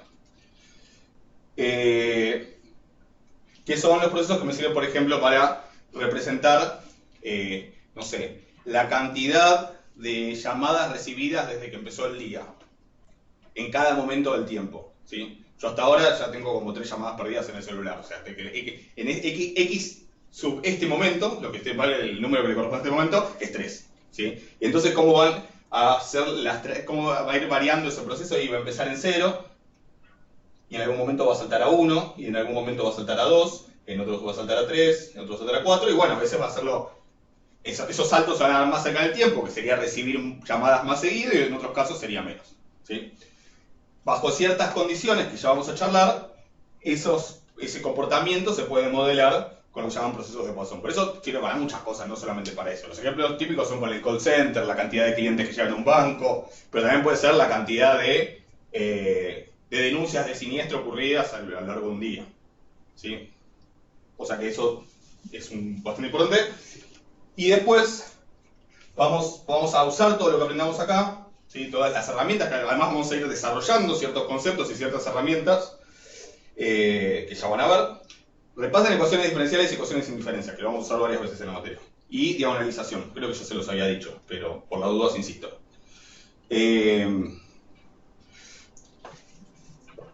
Vamos a usarlo para ver otros tipos de procesos de Markov en tiempo discreto, en tiempo continuo, como los procesos de Poisson, que en realidad este va a ser un caso particular, que son lo que llaman procesos de nacimiento y muerte.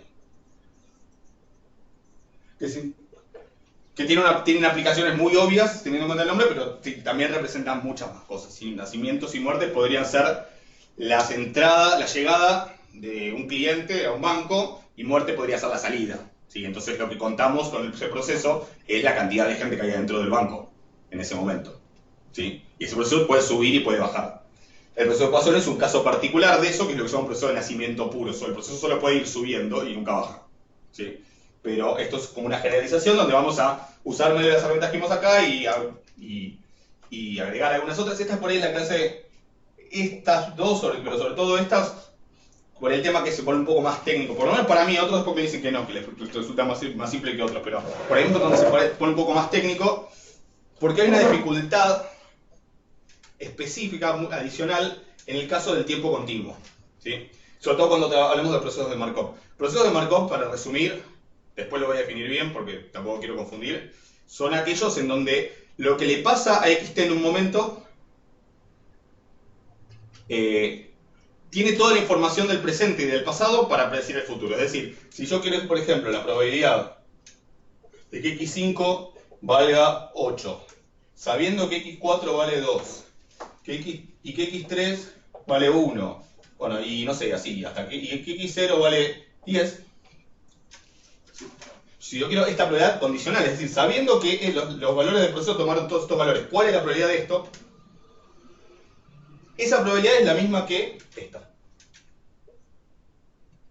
¿Sí? Es decir, el valor del presente ya contiene, en cuanto influye para el futuro, ya contiene toda la información también de todo lo anterior. O sea, todo lo anterior es irrelevante porque acá ya tengo toda la información guardada de alguna manera. ¿Sí? Eso después lo vamos a definir bien. Y obviamente no cualquier proceso tiene por qué cumplir con esto. De hecho, vamos a ver procesos que no lo cumplen. Pero muchos procesos sí lo cumplen y es una propiedad muy útil y muy interesante. Pero acá está la idea de momento posterior y momento anterior. ¿Sí? Que es una noción que solo tiene sentido cuando el tiempo es discreto. ¿Sí? De hecho, para el caso continuo hay que dar una definición más general de proceso de propiedad de Markov, que después la vamos a ver. Pero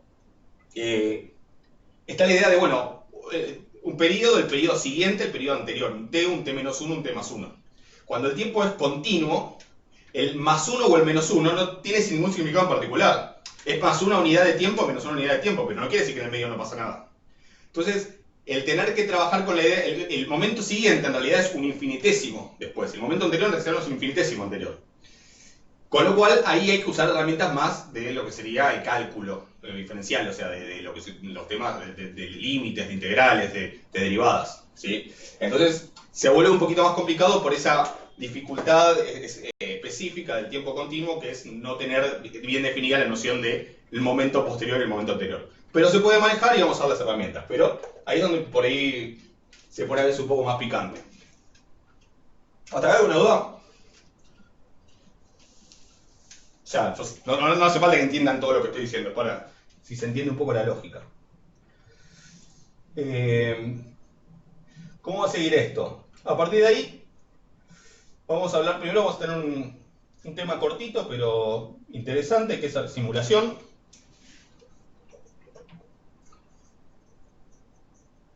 ¿Qué es simular?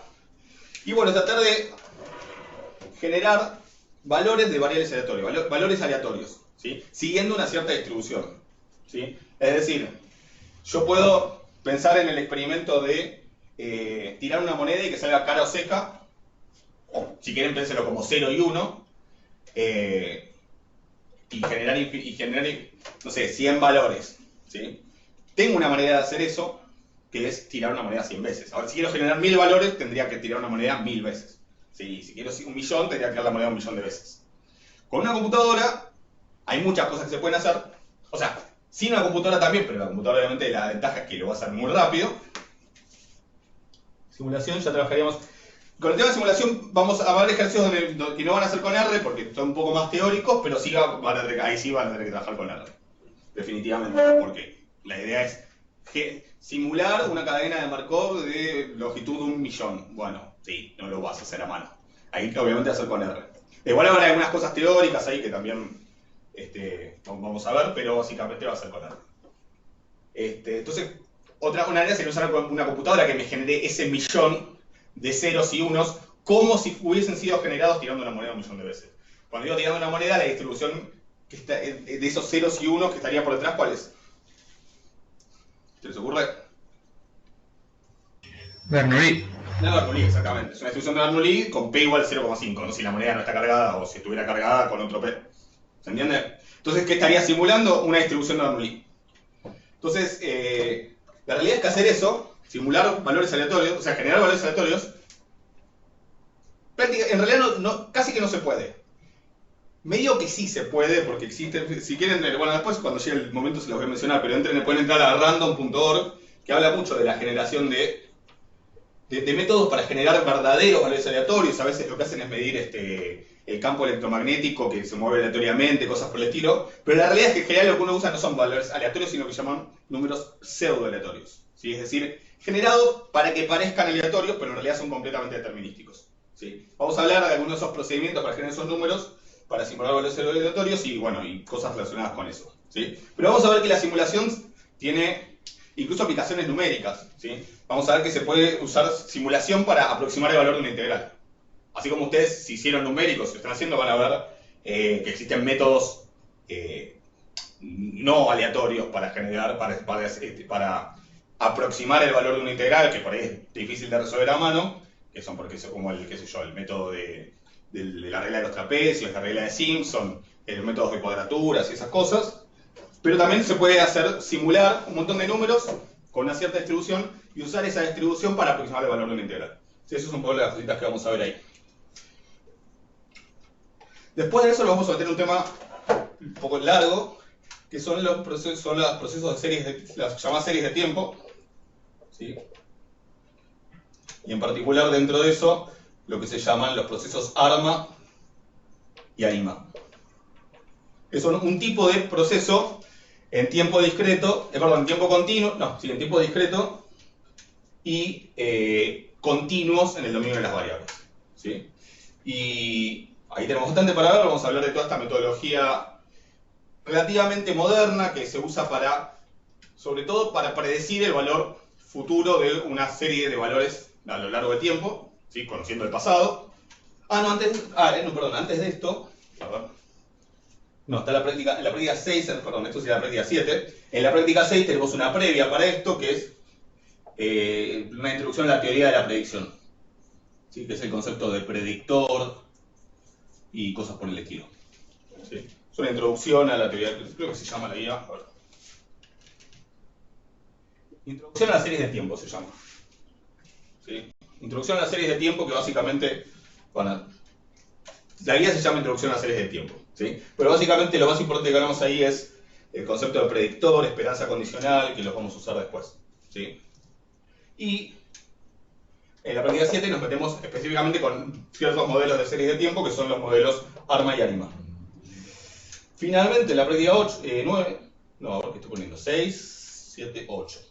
Finalmente, en la práctica 8, ya nos salimos un poquito, no de todo, pero un poco del marco de los procesos estocásticos y vamos a ver lo que llaman los modelos lineales generalizados. Los modelos lineales generalizados no es lo mismo que lo que a veces se llama el modelo lineal general. El modelo lineal general, si lo ven en estadística 2, es el modelo lineal para una cantidad. No está subida todavía la práctica 8. Después la voy a subir durante 4 trimestres. Esa sería la última, ¿sí? Y la práctica 7 tengo que subir una versión actualizada. Las otras, hasta las 6 están completas. El modelo lineal general, si lo ven en estadística 2, ¿qué es? Está el modelo lineal simple y el modelo lineal general.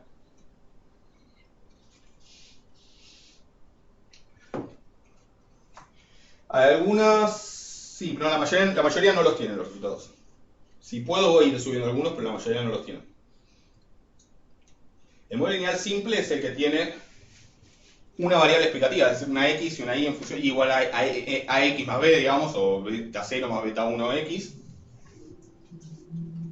El modelo lineal general es el que tiene una cantidad cualquiera de variables explicativas.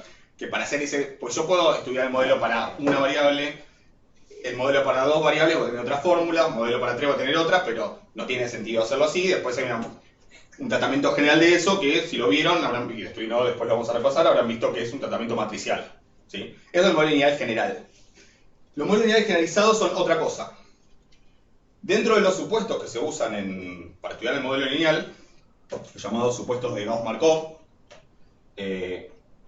hay varios, ¿sí? Pero hay uno que, si bien no es importante para estimar parámetros, es importante a la hora de hacer inferencia, que es el supuesto de que los errores tienen distribución normal. ¿Sí? Los U o los epsilon, o como le hayan puesto, ¿sí? Los tiene I igual beta 0 más beta 1, por ejemplo, más U sub I. Estos U sub I se supone que tienen distribución normal. En base a eso uno hace ciertos test de hipótesis. Los modelos lineales generalizados son aquellos en donde no se cumple el supuesto de normalidad. Los ruidos blancos, si serían en el contexto de series de tiempo, se los llama ruido blanco, ¿sí? Se los llama también innovaciones. En este contexto se los suele llamar perturbación estocástica, término o errores también se los llama, ¿sí? Son varias aleatorias que no se observan, pero que uno puede hacer supuestos sobre su distribución. Como no las puedo observar, son solo supuestos que a lo sumo se pueden contrastar, pero no se pueden saber a ciencia cierta. Existen muchas situaciones, ¿sí? Sobre todo cuando, por ejemplo, la variable dependiente, digamos, representa, por ejemplo, cantidad de veces que ocurre algo, o probabilidad de que pase algo, ¿sí? Que son modelos que existen. En determinadas situaciones, por la misma estructura y sentido de las variables, no tiene sentido suponer que los errores son normales, ¿sí? Necesariamente no tiene sentido.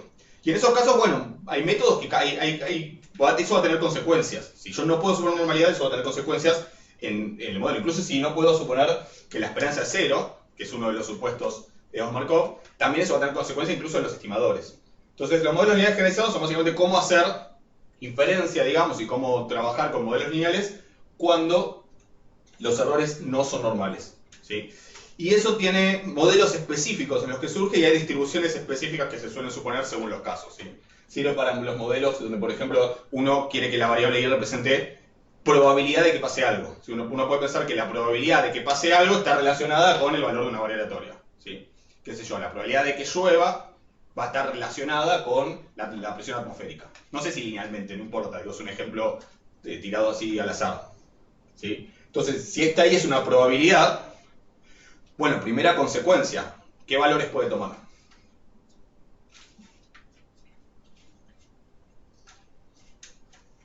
Si representa la probabilidad de lluvia. De 0 a 1, continuo, ¿sí? Necesariamente. Eso ya tiene un problema, porque si yo sumo un modelo lineal, la recta de regresión va a ser una cosa así. Entonces los valores de I no se mueven entre 0 y 1. Yo de alguna manera hasta que voy a tener como que truncar esto, ¿sí? El modelo, ¿sí? Entonces el modelo no es tan lineal, ¿sí? Bueno, tiro esto como un ejemplo bien básico, digamos, de que en ciertos contextos y cuando uno quiere modelizar ciertas situaciones, que ya veremos cuáles son, se complica la idea de la linealidad y la idea de suponer que estos errores son normales, y hay que ir cambiando los supuestos y cambiar un poco los métodos. Eso lo vamos a ver en algún momento. ¿Sí? Es como para que tengan idea de hacia dónde va y de qué trata, ¿sí? Que es lo único que por ahí queda como un poco más afuera del coso. Pero bueno, ese es el último tema. Esto es básicamente el programa, a esto apuntamos, y como les dije, el primer parcial es hasta acá. ¿Ok? Hasta el proceso de Poisson. Así que bueno, entonces si hay alguna pregunta. Si no, por mí ya estamos. Recuerden que para el jueves, digamos que es la próxima clase, listo. Para el jueves, que es la próxima clase, tienen que tener vistas las teóricas 1 y 2. Si la 1 está en un solo video, a partir de la 2 ya están divididos en 2 partes. ¿Sí? Eso sería lo que tienen que ver. Si llegan a ver más, bueno, no pasa nada, pero avancen. Después, y después miren el cronograma y bueno, si surgen dudas lo vamos hablando. ¿Sí? ¿Algo más? ¿Alguna? Decime. ¿Son cosas de dudas? No sé si tenés micrófono por ahí, que es más fácil preguntar.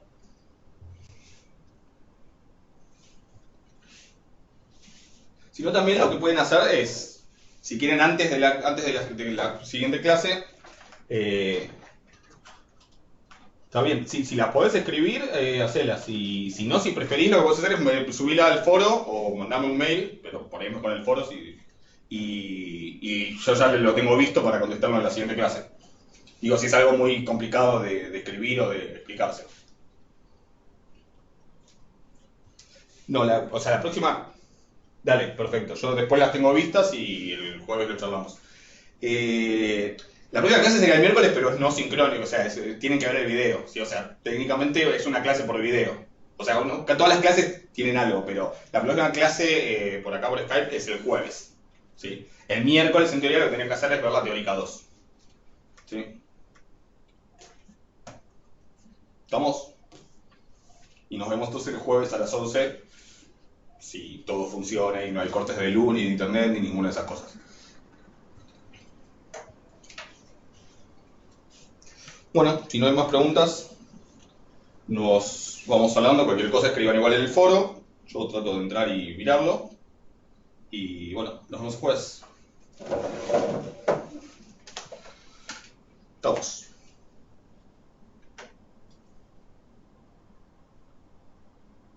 Bueno, nos vamos. Yo cierro. Hasta Chao, después. profe. Que anden bien. Nos vemos después.